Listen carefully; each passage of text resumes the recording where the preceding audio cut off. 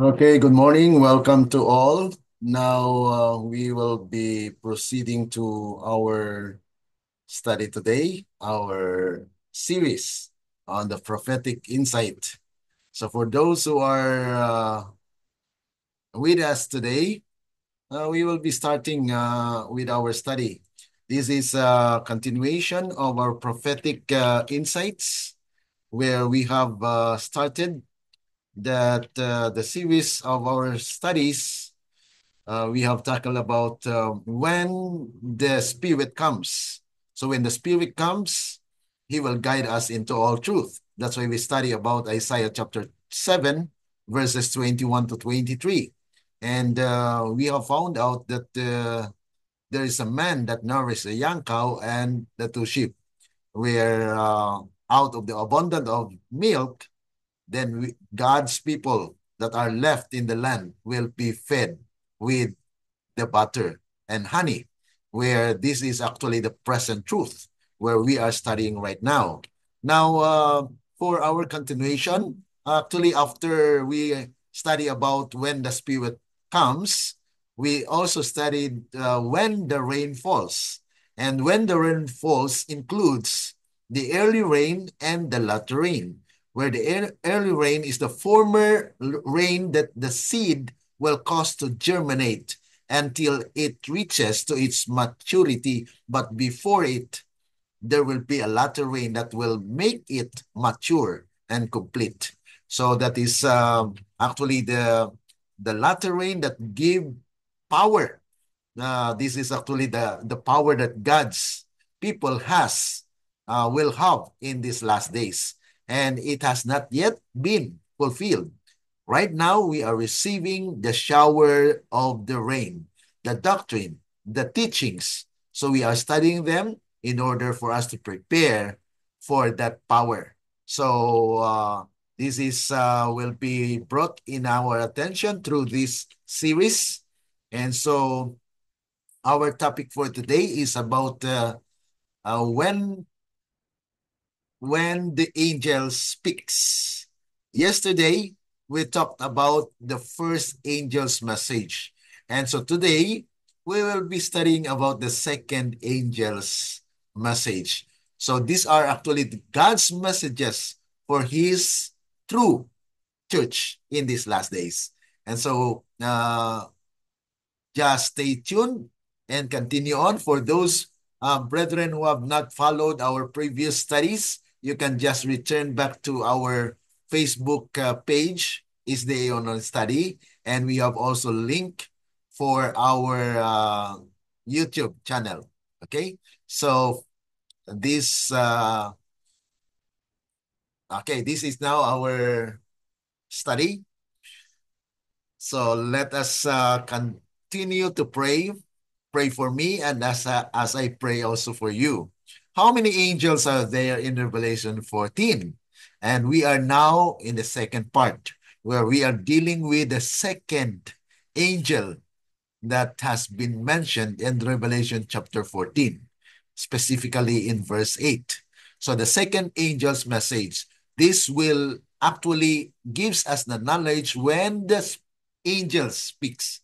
And we note yesterday that angels in Bible prophecy are actually not literal angels, but they are the messengers that brought about the message to God's people. So these are God's messages for his true church. Okay? For our prayer thought before we ask the Lord for guidance as we continue on with our study, but before that, I'd like to welcome our brothers and sisters who are following virtually on Facebook and YouTube, and also here in this platform. Thank you so much for following us. Now, I will be reading early writings 237 to 238, paragraph 1. It says, as the churches refuse to receive the first angel's message. So notice that yesterday we discussed about the first angel's message, but there are churches who have refused to receive such message in 1844. Okay, let's continue. They rejected the light from heaven and fell from the favor of God. They trusted to their own strength, and by opposing the first message, placed themselves where they could not see the light of the second angel's message. Therefore, those who receive the first angel's message will be included for those who will receive the the second angel's message. So the first is a prerequisite to the second. Okay? And it says here, but the beloved of God who were oppressed accepted the message. Babylon is fallen and left the churches. So the Babylon has fallen. And so those people who have been left are now subject to Babylon. That's why we are studying this, that there is a second fall. Okay, let's continue. Near the close of the second angel's message, so malapit po sa katapusan itong mensaheng ito ng second angels, I saw a great light from heaven shining upon God's people. So there will be a shining light for God's people, for those who have received the second angel's message. And we will know today what are those messages that God has sent to us. Okay, the rays of this light seemed bright as the sun. And I heard the voices of angels crying, behold, the bridegroom cometh, go ye out to meet him. So notice that this is actually experience, this had been experience of the Adventist in a time when it was proclaimed. Okay? That's why there is a great disappointment. Okay? Because they are actually rushing to wait for the second coming of Christ, but yet they misunderstood. That's why the proclamation of the first and second angels' message was actually done, but it's still in the midst of heaven. It means that it's still ongoing on. So let's pray that God will guide us, that we can understand the full context of the message of the first, second angels. Okay, let's pray. Our dear and kind lovingly Father, once again, we would like to thank you for this privilege where we can learn the messages that you have given for your true church. Help us, O God, that we can understand them, because in our own understanding, it might be limited. But through the power of the Holy Spirit, you have given us the ability, through that power, that we can comprehend, because it's you that will guide us into all truth. Thank you so much, O God. Maraming salamat, Panginoon, dahil kayo po ang siyang Diyos na siyang mangungusap po sa amin sa pagpapatuloy po ng aming pag-aaral dito po sa prophetic insight, na kung saan ay nais ng Panginoon na ang aming mga mata ay buksan upang aming makita ang mga katotohanan inyong pinagkaloob po sa inyong bayan, upang kami rin po ay maging handa na ang mensaheng ito ay maging kabahagi po ng aming buhay. Ito po ay aming dalangin dahil lamang po sa matamis na pangalan ng aming Panginoong Yesus. Amen. Okay, so let's continue.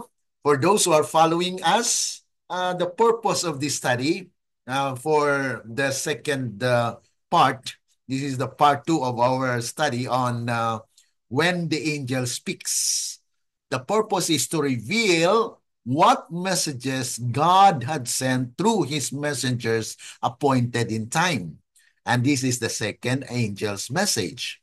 Now, this study will deal more closely on its apocalyptic fulfillment of prophecy, which was revealed and has significant effect on the religious system of the world. So it actually encompasses, or it includes the world, dahil we are still in the world. Ano?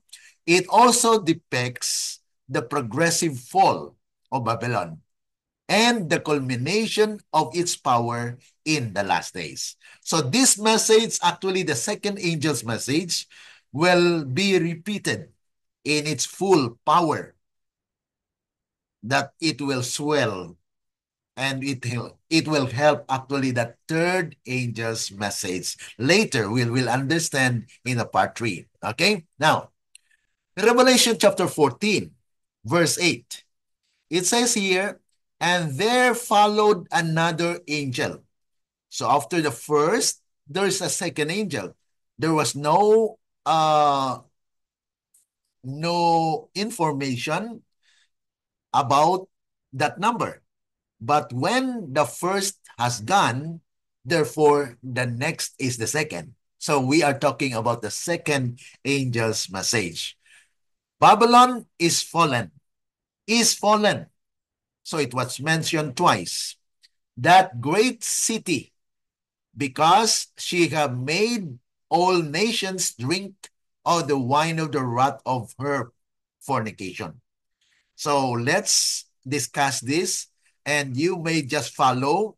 If you have any pens, or you can just screenshot the copy of this, or you can actually request for the copy of the PowerPoint as well.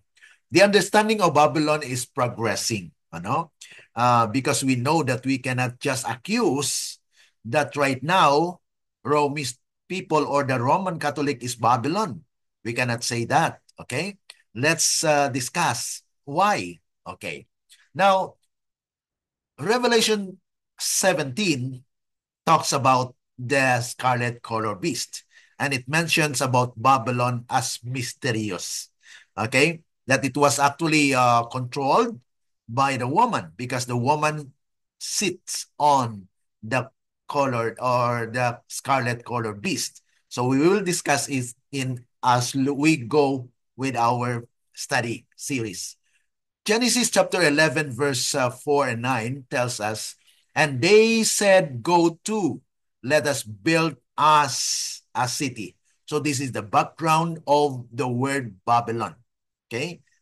And a tower, whose top may reach unto heaven, and let us make us a name.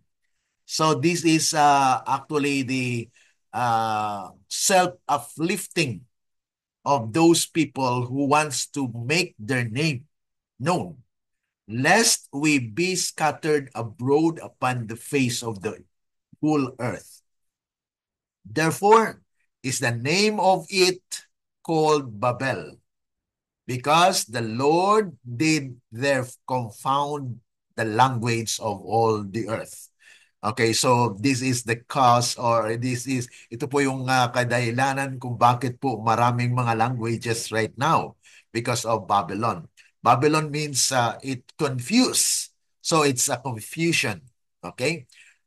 There are 3 elements of fall of Tower of Babel. First, there is actually a characteristic of unity. They are united to build a tower. No? So this is one of, once they are not united, then it will fall. Okay. And then the second, they honor for themselves, because they want to make names. They want to boast themselves. So this is the characteristic of being a Babylon. No? If they are united, they want to boast themselves. They want to make names. So this is actually a characteristic of Babylon. And then there is confusion. So that's 3 elements of the fall of Tower of Babel. Now, Babylon became world empire or power headed by Nebuchadnezzar.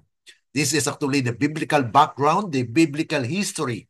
That's why we are actually merging biblical history and the prophetic insight. So, in order for us to understand the future, we need to understand the past. Okay? So, Daniel chapter 3, verse 3 to 6 tells us that Nebuchadnezzar, upon knowing that he dreamed a great image, and it was discussed in chapter 2 of Daniel 2. Okay? Chapter 2 of Daniel. That It was actually a great image. The head is of gold, silver, brass, iron, and clay mixed with iron. So these are actually the image that Nebuchadnezzar established. And that's why it says here, then the princes, the governors and the captains, the judges, the treasurers, the counselors, the sheriffs, and all the rulers of the provinces were gathered together unto the dedication of the image of that was actually the dream of Nebuchadnezzar. Mayroon po siyang panaginip, ano? Pero ang ginawa po ni Nebuchadnezzar ay nagpatayo po siya nitong larawang ito. Ano pong ginawa niya? They actually worship. Okay, so they stood before the image that Nebuchadnezzar had set up. So they are united. So they are actually, this is one of the characteristic of the Babylon. They are united. So it doesn't mean that when you are united with, united in truth. But there are also people who are united in error. So this is a false kind of worship. Once there is unity among those who are worshiping falsehood, then it is one of the characteristic of Babylon. Okay. And whoso falleth down or not down and worshipeth shall the same hour be cast into the midst of the burning fiery furnace. So there is an enforcement of false worship. So that is actually one of the characteristic that they want to uplift themselves. They doesn't want that God to be worshipped, but they are now making idols their worship. Okay? So there is an enforcement. Once there is an enforcement to observe or to worship, then it is part of Babylon. Right now, we don't have yet. Okay? So Babylon ceased to exist based on the history. But we can learn from them that it will be a picture of what will happen in the future. Okay, now, Isaiah chapter 13, 19 to 20 says, and Babylon, the glory of kingdoms, the beauty of the Chaldees, excellency, shall be as when God overthrew Sodom and Gomorrah. It shall never be inhabited, neither shall it be dwelt in from generation to generation. Neither shall the Arabian pitch tent there, neither shall the shepherds make their fold there. So makita mo natin mga kapatid, the ancient Babylon has been destroyed. But the message that has been connected with that is now ongoing in our time. That's why we need to look back what happened to them so that we may understand the implication and its application and insights in the future. Okay? So it was actually when we study, the Babylon represents the papal power. We know that. Okay? That Revelation chapter 13 verse 7 tells us, and it was given unto him to make war with the saints and to overcome them. And power was given him over all kindreds and tongues and nations. We know from the history that there was a time when the power had actually dominion over the earth. And it's actually the time where the Dark Ages came. And because of that, mga kapatid, ay napigilan or lahat po ng the truth had been trodden down. If we study Daniel chapter 8. So it is actually, there is a little horn that come up, okay, from that is chapter 7 of Daniel chapter 7 verse 25, that he will actually have the power to change times. And so we will continue with that actually in our different study. But Revelation 17, 5 to 6 tells us, And upon her forehead was a name written, Mystery, Babylon the Great, the mother of harlots and abominations of the earth. And I saw the woman drunken with the blood of the saints. So this is a part of the prophetic and apocalyptic studies that we can look back, that in the time of the Dark Ages, there are a lot of saints had been slain because they stand for the truth. And so that happens where the woman drunken with the blood of the saints, because they were martyrs, that they were persecuted. Okay? And when I saw her, I wondered with the great admiration. Why? Because Revelation chapter 13, the one head in the leopard-like beast, the one head, there are 7 heads. That is actually the picture in Revelation 13 that has 7 heads, but one head was wounded unto death, and it was healed. So the world wonder, and it was actually the transition of the emergence of the scarlet-colored beast. But alongside with that, there is also power, which Revelation 13 talks about, the two-horned beast. And we need to understand that this is actually interrelated events that had been given, na nilagay po dyan sa Revelation 13, na yan po ay magkasunod po, ano? After po nasugatan, okay, that was a fall of the Roman Empire, but it was healed. And then when it comes to the part of the two-horned beast, it will cause to bring about the Sunday law. Okay, so it was healed. And now, the two-horned beast, which is represented by United States, and it is also connected with our study today. Okay, let's continue. Babylon is not strictly to Roman Church alone. Yan pong dapat maunawaan natin, mga kapatid, na Roman Catholic Church is not it's not the Babylon alone. Okay? Why? Okay. Patriarchs and Prophets, 124, and then we can also read in Great Controversy, 383. That is 1888 edition. The message of Revelation 14, announcing the fall of Babylon. This is regarding the second angel's message. Babylon is fallen, Okay? Must apply to religious bodies that were once pure and have become corrupt. Okay. So, dati po ay pure siya, pero naging corrupt. Okay. Since this message follows the warning of the judgment, it must be given in the last days. So, itong mensaheng ng second angel, mga kapatid, it will actually in the last days. And we are in a part of that last days or latter days. Therefore, it cannot refer to the Romish church, according to Ellen G. White. Okay? So we cannot say that Babylon is Roman Catholic Church alone. Okay? Because it says here that it cannot refer to the Romish church.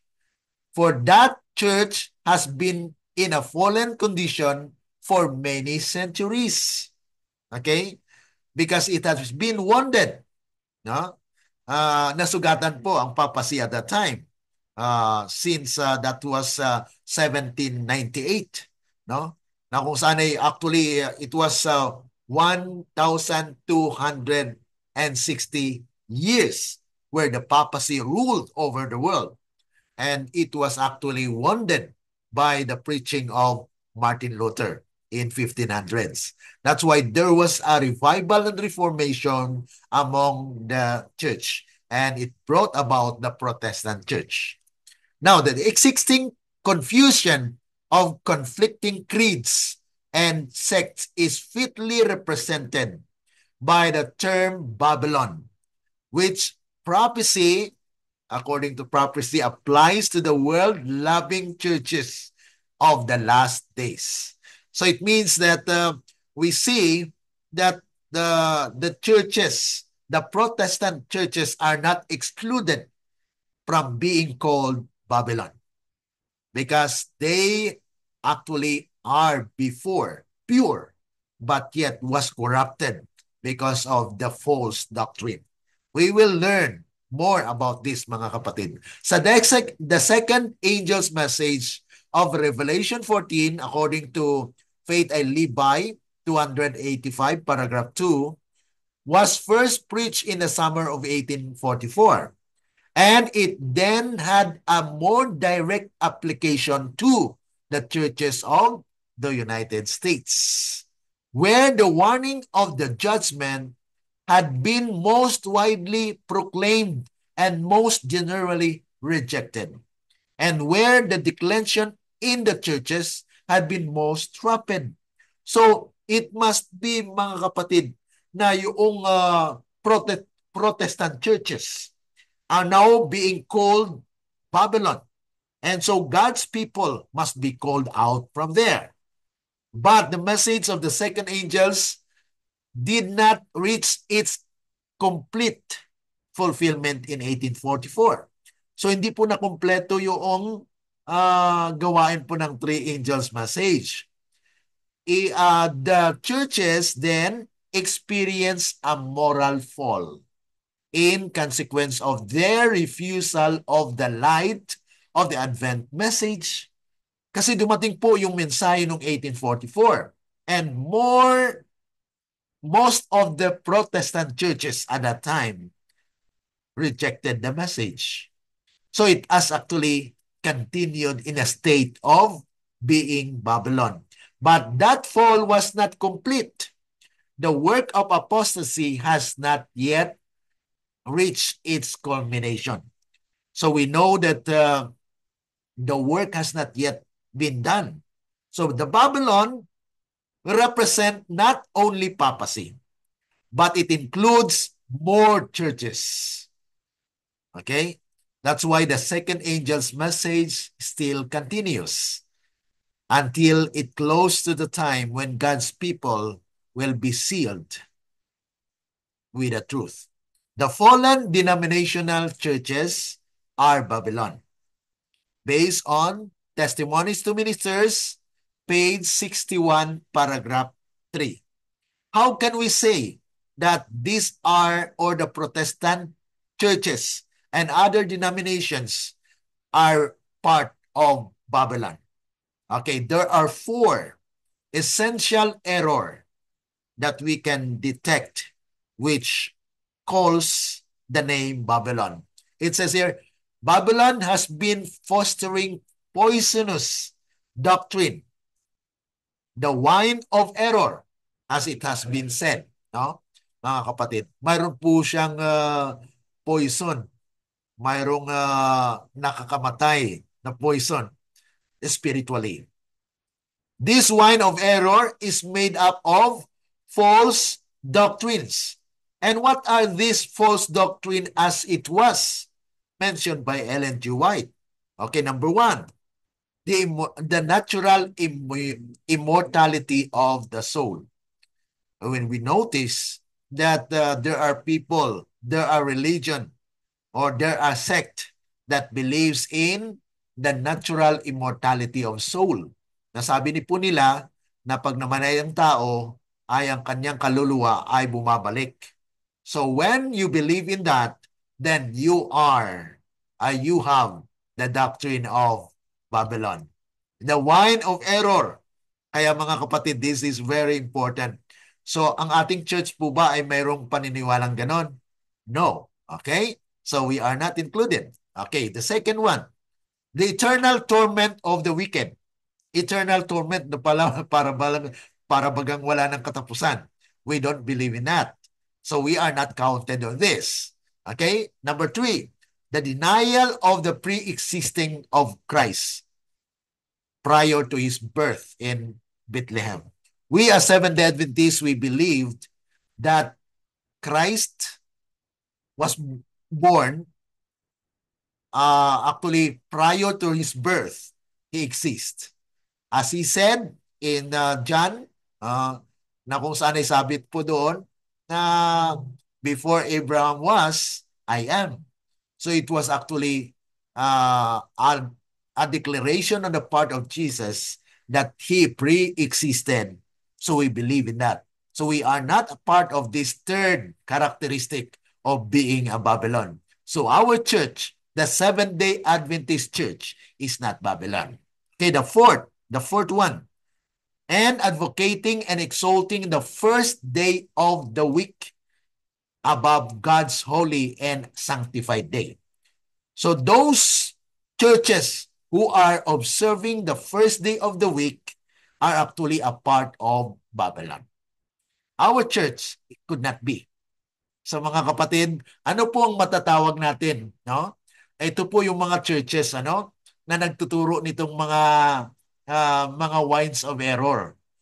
Ito po yung mga false doctrine. Ano po yung mga sects na ito? Okay? Number one, natural immortality of the soul.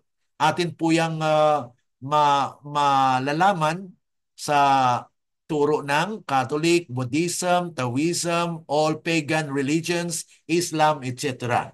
So when they believe to the natural immortality of the soul, then they have the part they are to be called Babylon. Okay? Number two, the eternal torment of the wicked. Who are these? Who are teaching this one? Catholic, Buddhism, Taoism, all pagan religions, some Protestant churches, and Islam. Okay, so these are the teachings that they are actually holding on. Number three, the denial of the pre-existing of existence of Christ prior to his birth in Bethlehem, Iglesia ni Cristo. Okay, Jehovah's Witnesses, Jewish religion, Islam, and etc. So these are actually the religion that are teaching that they don't believe in the pre-existence of Jesus Christ. And then the fourth, Sunday keeping. Almost Protestant churches and Catholic church actually observing Sunday. So they are a part of Babylon. They have drank the wine of error that Babylon has given.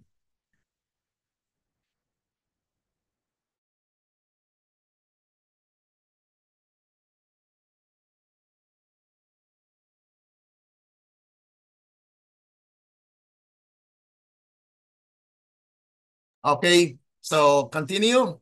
So the wine, what is the wine in Bible prophecy? Here, this is actually false doctrines, as we said. Those doctrines that had been held by those sect and religion are qualifying themselves to be called Babylon, the wine of error. What is fornication? This is actually mentioned in the Bible and the spirit of prophecy as well.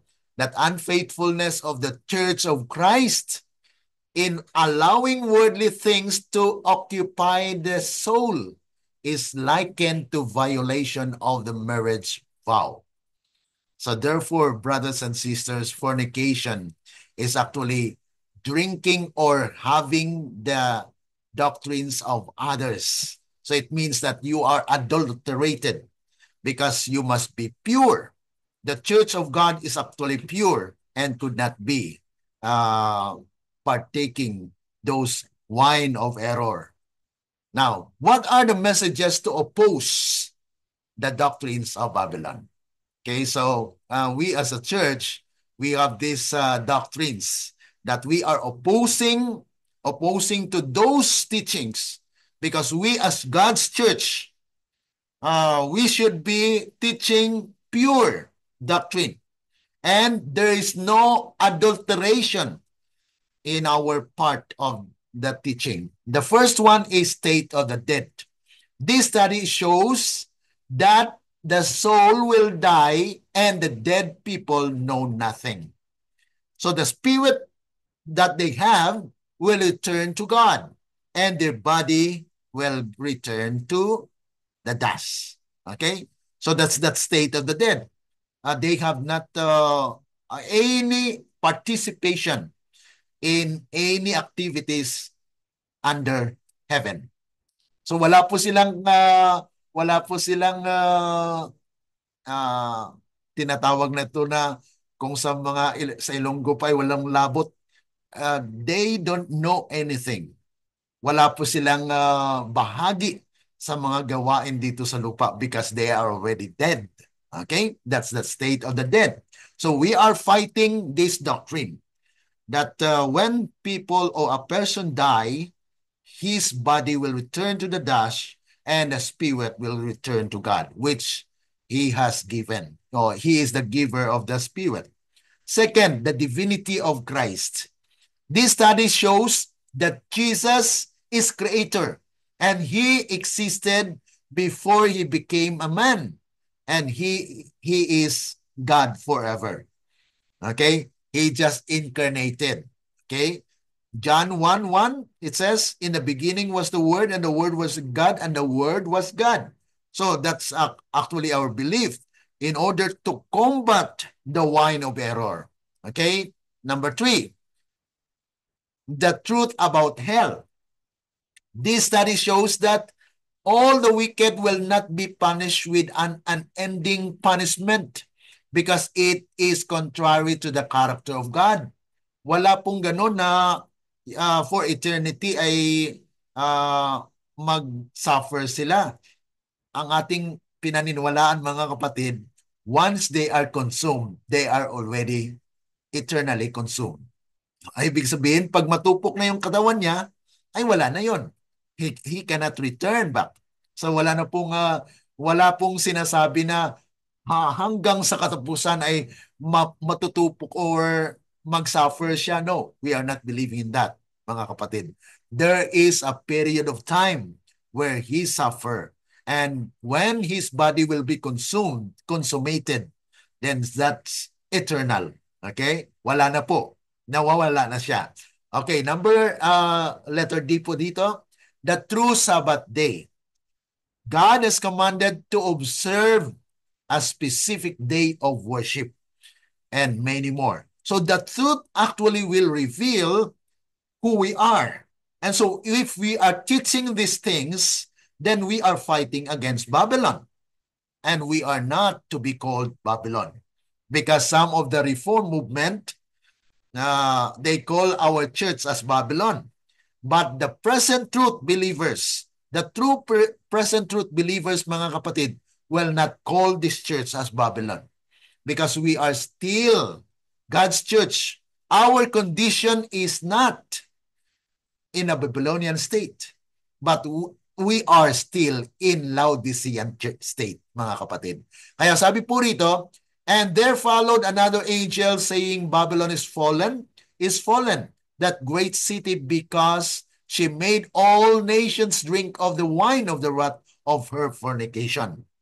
This and kindred errors are presented to the world by the various churches. Yan po, mga kapatid, how the wine of error is actually causing the nations to drink or to be drunk with the wine of error. Because a lot of churches right now teaching those characteristics, those immortality of the soul.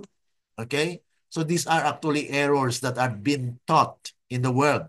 And thus, the scriptures are fulfilled that say, for all nations have drunk of the wine of the wrath of her fornication. So the wine of error, the false doctrine had been creeping around the world, and many had been drunk of the error. So Proverbs 31 verse 4 and 5, drinking the wine can cause to forget the law. Kasi hindi mo na po alam kung anong ginagawa, no? When you are drunk already of the error, then you don't know what you're doing. Even violating the law, you can do that. The word fallen is mentioned twice. Ito po yung significance ng word na yon sa angel, second angel's message na binanggit po mga kapatid twice. Babylon is fallen, is fallen. What the significance? The second angel's message of Revelation 14 was first preached in the summer of 1844, and it then had a more direct application to the churches of the United States, where the warning of the judgment had been most widely proclaimed and most generally rejected, and where the declension in the churches had been most rapid. But the message of the second angels did not reach the complete fulfillment in 1844. So the churches then experienced a moral fall. So nababagsak na po mga kapatid because they are following what the teaching of Babylon was. In consequence of their refusal of the light of the Advent message, but that fall was not complete. So there is a first fall, mga kapatid. So yung nangyari po sa nakaraan ay yun po yung unang pagkabagsak ng Babylon. No? The first fall was since 1844 until now. Babylon is fallen. Okay? So now we are expecting for the final fall. Can we call, mga kapatid, yung tinatawag natin, sabi rito, when will be the second or complete fall of Babylon? Kailan po ba mangyari yon? Okay? Sabi po dito sa Faith I Live By, page 285, paragraph 3, not until this condition shall be reached, and the union of the church with the world shall be fully accomplished throughout Christendom, will the fall of Babylon be complete. The change is a progressive one, and the perfect fulfillment of Revelation 18 or 14 verse 8 is yet future. So therefore, brothers and sisters, it's still sounding. The second angel's message is still sounding. But yet, until the time when it will be understood, mga kapatid, we cannot realize the complete fall of Babylon. Kaya mga kapatid, we are dealing with this. We are studying because we need to be sealed with the truth. Kailangan ng Panginoon mga kapatid, maunawaan po natin yung katotohanan. Unity. This is the second fall or final fall of Babylon, according to Jeremiah. What does Jeremiah says? Flee out, coming out of the midst of Babylon, and deliver every man his soul.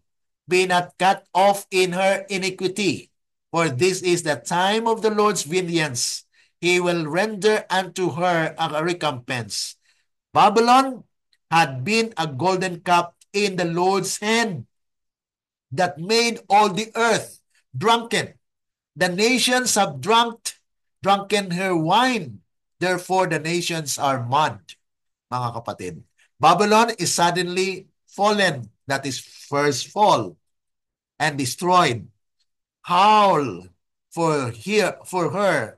Take balm for her pain. If so, she may be healed. Kaya gumaling po mga kapatid, ano? Kaya namamayani muli.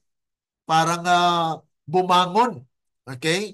Kaya nga po sabi rito, we would have healed Babylon, but she is not healed, because forsake her and let us go everyone into his own country, for her judgment reaches unto heaven, which that will be here her final fall, and is lifted up even to the skies.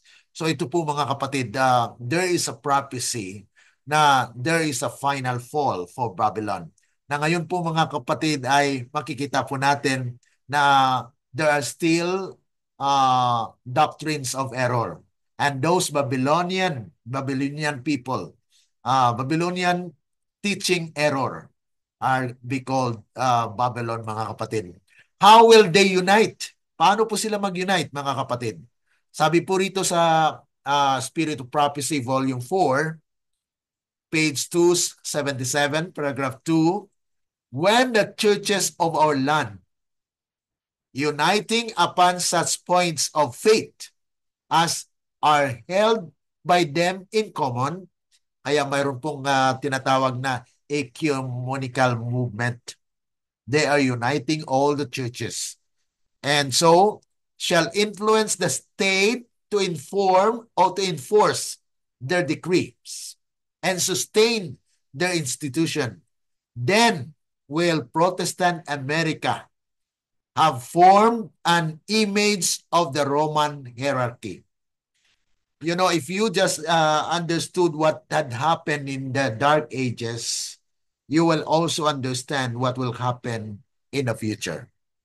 What did Roman Catholic Church do during the time was the papacy. They seek the help of the state to enforce Sunday law. So the church initiated to ask the help of the state. But in our time, in these last days, the state will ask the help of the church, because the churches right now are actually having this ecumenical movement. They want to unite. And so when that happens, then Sunday law will come, mga kapatid. So in the future, Babylon will represent the false system of religion when the churches unite with the government. That's why there will be a power that will be bestowed to his people or to God's people, that they have the true message, that they have understood the message, mga kapatid, na alam nila na mangyayari ito. So if they know that it will happen, then they will be aware not to join with the ecumenical movement. But our church have joined with them. We have a representative for the Council of Churches in the world, even the Seventh-day Adventist. Kaya nga po, because of they are not continuing the study. They have not received the message of the hour, the present truth that will actually make us aware of that will happen. They have not yet understood the second angel's message, where this should be proclaimed and it will be understood. Revelation chapter 18 verse 24 says, and in her was found the blood of the prophets and of the saints and of all that were slain upon the earth. So this is a false system that progressively involved, mga kapatid. So hindi lang po yan na we can just point our hand to the Roman Catholic Church, but we can see, mga kapatid, its progression. Progressive po ang ating pagkaunawa sa Babylonia. Now, Babylon is a system, a false system of worship, na kung saan ay mangyari po, mga kapatid. And it's sinabi po rito, and of all that were slain upon the earth, its existence can be traced up from Abel and Cain, because Abel was first victim of this false system of religion or worship. Okay? So, actually, it was started with Abel, ano? At sabi nga po rito, matatawag po ba natin ang ating church na Babylon? Ito po yung masasabi natin, ano? We can actually quote a passage from the Spirit of Prophecy that tells us na, sabi nga po rito, this message is entrusted to us. Ang mensaheng ito, mga kapatid, ay entrusted sa atin. Fallen is Babylon the Great, which hath made all nations to drink the wine of her impure passion. To spiritual Israel, sino po ba yung spiritual Israel? Walang iba po, kundi tayo, Seventh-day Adventist, is given the message, come out of her, my people. But you know, mga kapatid, ito po yung come out of her, my people, is proclaimed first in the world today. But it will finally fulfill in when God's people, the 144,000 will be sealed. Dahil ang Revelation 18 po applied for the loud cry. Ano? So we can say that this prophecy is yet to be fulfilled by God's people at the time when they have power. Okay, that's why He sent the messages. Ano? Okay, most of us is the days are not ready. Ito po yung reason. Bakit hindi pa po nag-umpisa o hindi pa po nagkaroon ng Sunday law? Because most of us are not yet ready. I know thy works. Our condition is actually in Laodicean condition. The message to the Laodicean is applicable according here to Testimonies for the Church, volume 3, 252, paragraph 1. The message to the Laodiceans is applicable to Seventh-day Adventists. So therefore, our condition is lukewarm. Okay? Lukewarm in the sense that we are not hot or cold. Dahil kung hot po tayo, ibig sabihin pag hot po, ay nangangailangan po tayo ng cold. Bakit? Mainit eh. So, you are not satisfied with your condition. The same is true with cold. Kung nilalamig po tayo, ano pong ginagawa natin? We look for something to warm we up or warm up. So, ibig sabihin, we are not contented with our condition. But if you are lukewarm, mga kapatid, ay kampante ka na. I am a Seventh-day Adventist. I don't need anything. I don't need to hear you. Hindi natin dapat pakinggan sila. Yan po mga kapatid. Because they feel that they are already rich. But yet, sabi nga po rito, because thou sayest, I am rich and increased with goods and have need of nothing, and knowest not that thou art wretched. Ito po yung malubhang kalagayan ng church. They don't know that they are wretched.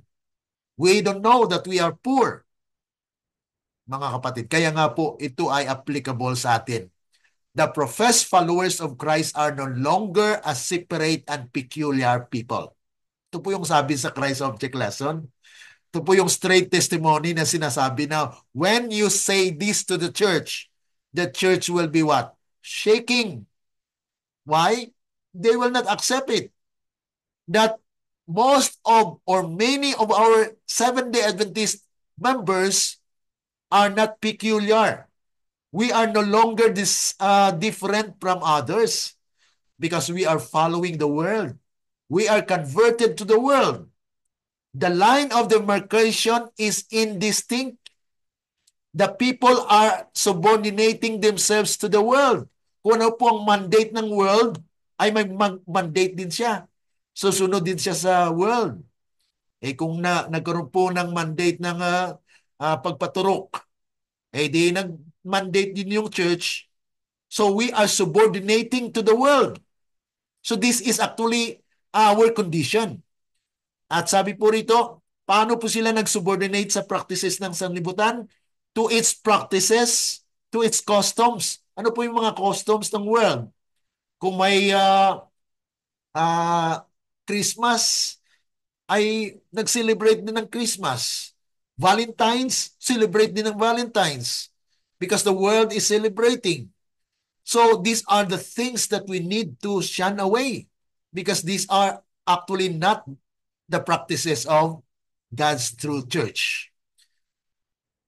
Daily, sabi po rito, daily the church is what? Being converted to the world.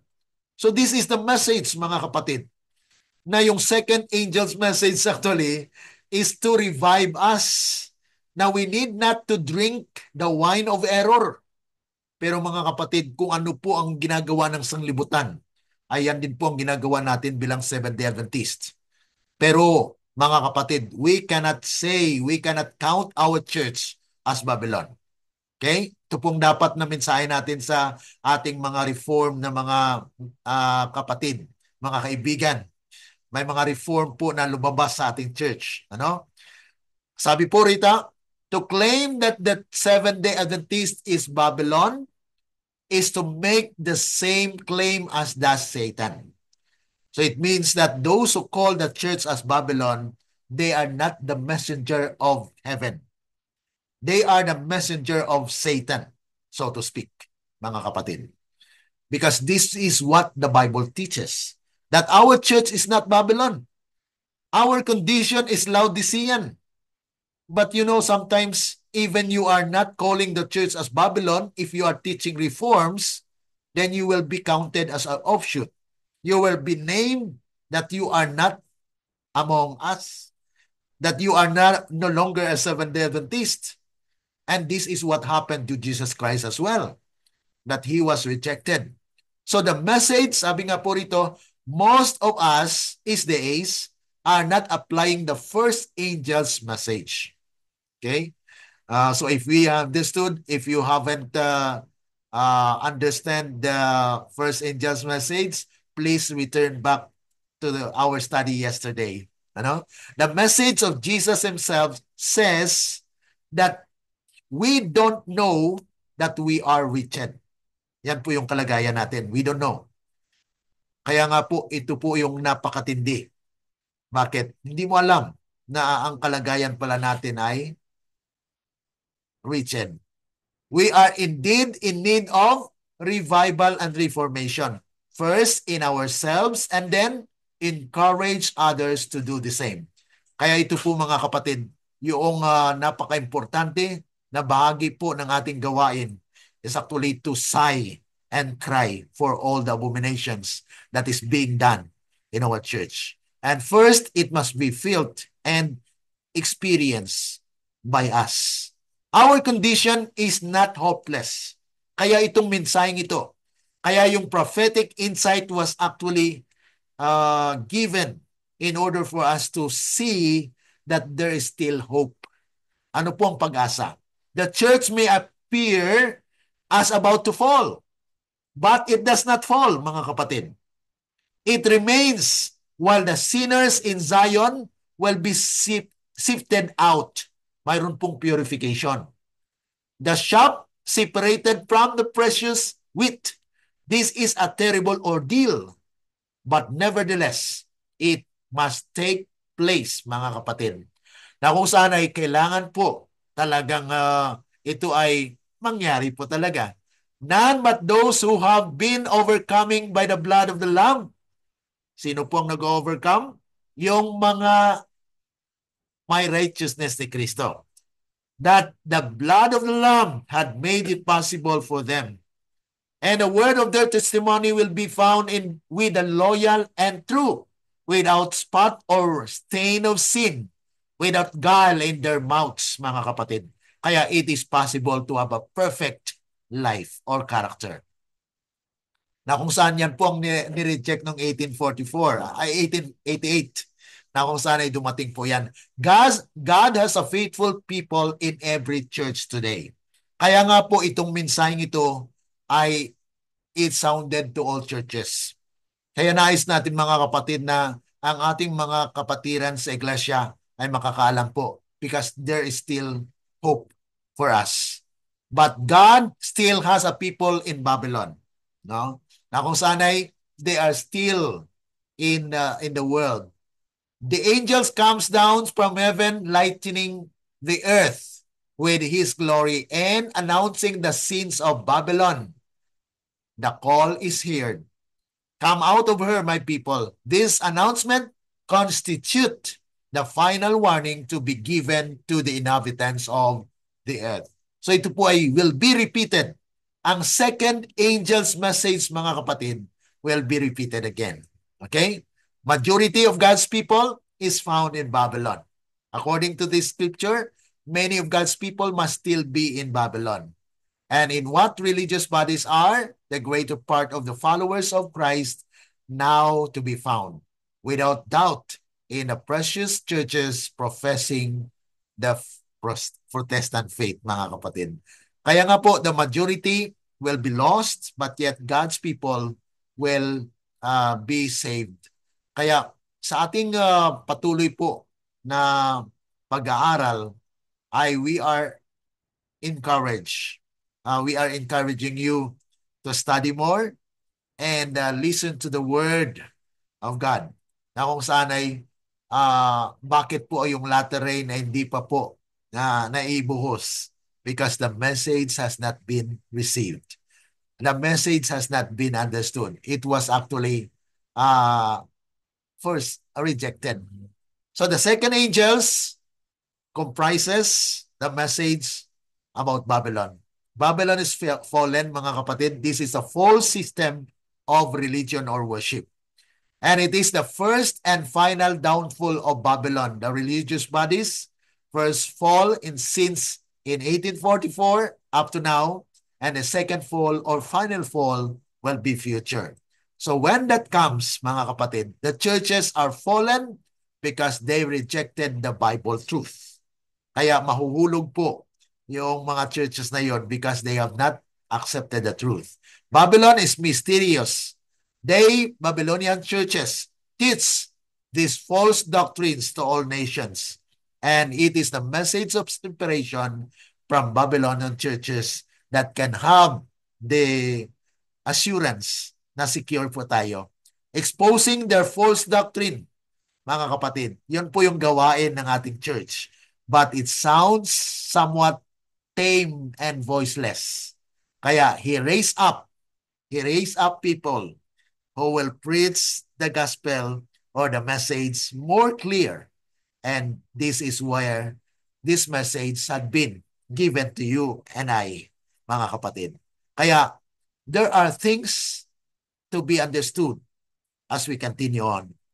So tomorrow, we will be having the third angel's message, and we will know how and where, what's purpose. What is the purpose of the three angels' message? What are the purposes of the third angel's message?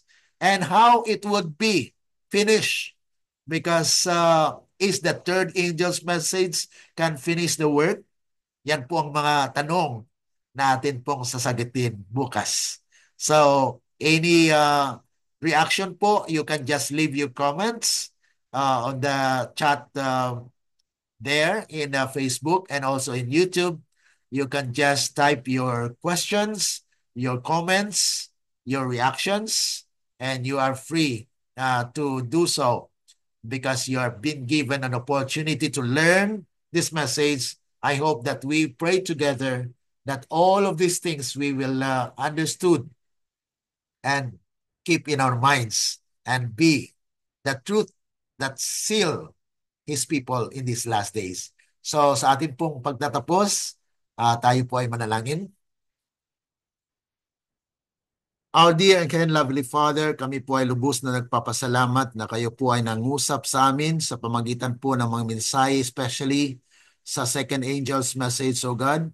Nawa ito ay maunawaan po namin na ang mensaheng ito ay nasakop po ng aming personal din na kaugnayan at ugnayan po sa inyo. Na nais po ninyo na hindi po kami maluan ng wine of error na kung saan ito po ang naghahatid kung bakit may confusion, kung bakit ang bayan, ang mga tao ay ma-deceive because they let the wine of error drunken them. So Panginoon, tulungan nawa ang bawat isa sa amin na kayo po ang siyang mangusap sa amin sa pamagitan po ng Banal na Espiritu, na ang lahat ng mga katotohanan ito ay amin pong maunawaan sa pamagitan po ng inyong kapangyarihan, dahil wala po kaming kakayanan, kundi kami ay nagtitiwala lamang na sa pamagitan po ng inyong Banal na Espiritu, ang lahat ng mga bagay na ito ay maunawaan at ma-apply din po namin sa aming buhay, na kayo po ang siyang mamuhay sa aming mga buhay, Panginoon. At kung may mga bagay na kami po ay hindi nagbigay ng kaluguran po sa inyong pangalan, nawa kami po ay patawarin at linisin upang sa ganun, Panginoon, ay ang aming buhay ay katanggap-tanggap po sa luklukan ng awa ninyo. Ito po ay aming dalangin at aming inasahan na bukas ay kayo muli ay mangusap at magsalita po sa amin.